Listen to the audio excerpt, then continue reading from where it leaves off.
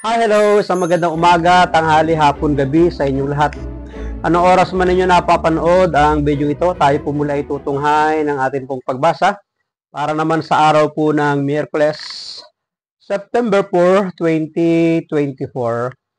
Hahanguin natin ang mabuting balita sa Ebanghelyo ni San Lucas, Kabanata 4, mga talatang 38 hanggang 44.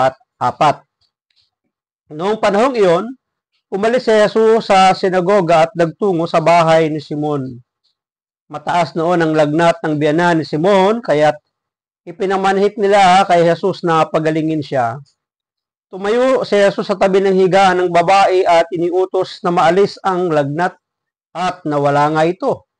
Noon di tumindig ang may sakit at naglingkod sa kanila. Paglubog ng araw, ang lahat ng may sakit, anuman ang karamdaman, ay dinala ng kanilang mga kaibigan kay Jesus. Ipinatong niya ang kanyang mga kamay sa bawat isa sa kanila at pinagaling sila. Nagsilabas sa marami ang mga demonyo, sabay sigaw, "Ikaw ang anak ng Diyos." Ngunit sinaway sila ni Jesus at hindi pinahintulutang magsalita, sapagkat nakikilala nila na siya ang Mesiyas. Nang mag-umaga na, umalis si Jesus at nagpunta sa isang ilang na puok. Hinanap siya ng mga tao at nang matagpuan ay pinakiusapang huwag munang umalis. Subalit sinabi niya, dapat ko ring ipangaral sa ibang bayan ang mabuting balita tungkol sa paghahari ng Diyos, sapagkat iyan ang layunin ng pagkasugo sa akin, at nangaral siya sa mga sinagoga sa Judea. Pagpalain ng Diyos ang pagkabasa ng kanyang mabuting balita, ang refleksyon o pagsasadiwa ay hahangin natin sa Aklat ng Simbahay taong 2024. Ipinatog niya ang kanyang kamay sa bawat isa sa kanila at pinagaling sila. Ako nakatitiyak at nakasisiguro na ang lahat ng nakarating sa harapan ng ating Panginoon, dala ng kanilang mga mahal sa buhay o ng mga kaibigan, ay hindi nabigo at silang lahat ay nagsigaling. Sapagkat alam naman natin na makapangyarihan ng Panginoon, walang sakit na hindi niya kayang pagalingin, kahit ang pinakamulbahang karamdaman.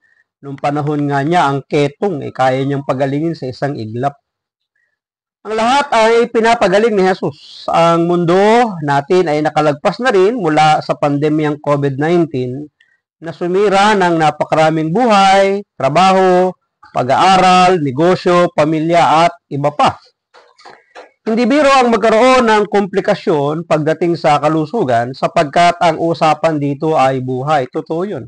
Kaya nga dinadala natin sa magagaling at mahuhusay na doktor o pagamutan ang ating mga mahal sa buhay kapag sila ay nasa mga malulubhang karamdaman na minsan may panahon pagkakataong tinataningan, hindi lang tinataningan, sinusukuan pa.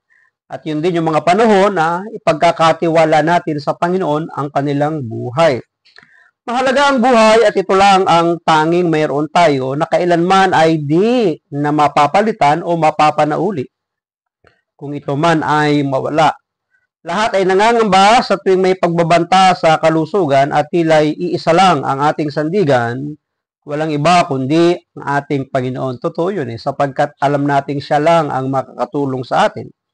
Ngunit sana ang ating pag-asa sa Panginoon ay hindi lang sa tuwing tayo ay may paghihirap na kinakaharap o unos na pinagdadaanan. Totoo din yun. Minsan tayong mga tao kapag walang pagsubok, problema, sakit, karamdaman, walang mga pinagdaraanan, mukha nakakalimot tayo sa Diyos. Puro pagsasaya, pagliliw-aliw, pag-outing, puro gala. Pero kapag meron tayong nararamdaman, doon tayo humihinto at hinahanap natin ng Diyos. Sana hindi lang sa palaging mga ganoong pagkakataon maaalala natin at lalapit tayo sa Panginoon. Ang tunay na pananampalataya ay nag-uumpisa sa pasasalamat at hindi sa paghingi o pagsamo. Kailangan palitan. Kailangan palaging pagpapasalamat ang atin pong gawin, hindi palaging pagsamo at paghingi sa ating Panginoon. Ang Diyos ay nariyan lagi at handang umalalay, ngunit hindi rin naman masama kung kausapin at lumapit sa Kanya dahil nais nating magpasalamat at magpuri sa ating Panginoon. Ang Diyos ay mapagbigay, tatandaan po natin yan, at siya ay mabuti sa lahat ng oras. Manalangin at maghandog sa Kanya ng pasasalamat dahil sa buhay na atin pong nakamit na nai-enjoy natin sa mga sandaling ito. Maraming salamat at pagpalain tayo ng ating Panginoon. Ang akin lamang palagi sambit. I love you with the love of the Lord. Bye-bye. Thank you, God, for everything.